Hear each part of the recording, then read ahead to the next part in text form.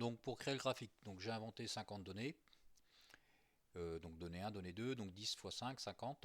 Alors j'ai commencé par calculer la moyenne. Donc pour calculer la moyenne, donc insertion, mais ça je crois que tu l'as déjà fait. Insertion, tu prends la fonction moyenne. Donc la fonction moyenne, hop, et on fait ça pour chaque, donc moyenne. Suivant, je prends mes données, ok, et après je déroule pour avoir toutes mes autres valeurs. Je fais pareil avec l'écart type. Donc la fonction écart type, on fait pareil.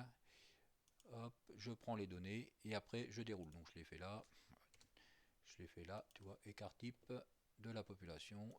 Le nombre de valeurs, j'ai mis 10 parce qu'on en a 10. À chaque fois on en a 10. Nombre de valeurs 10, on en a 10. Et pour avoir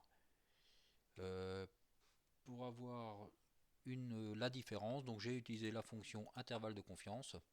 Donc la fonction intervalle de confiance, donc insertion, fonction.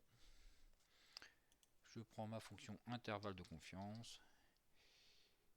C'est la loi de Student. Suivant, le seuil d'erreur 0,05.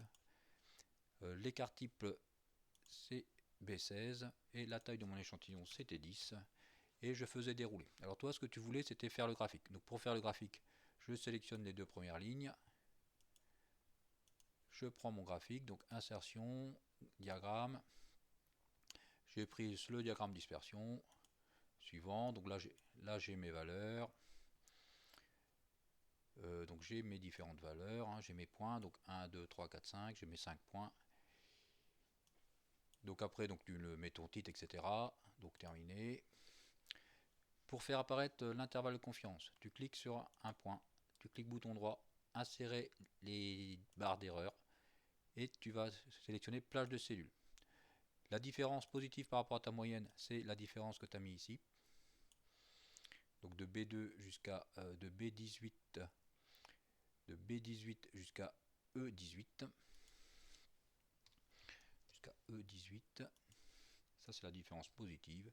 Et ta différence négative, eh ben, ça va être les mêmes valeurs. Différence négative, ça va être ici, de B2 jusqu'à E18. B2 jusqu'à E18. Ok. Et voilà, ça te fait ton graphique avec tes différentes barres d'erreur. Donc pourquoi j'ai une valeur en trop? Parce que j'ai du mal paramétrer mon valeur.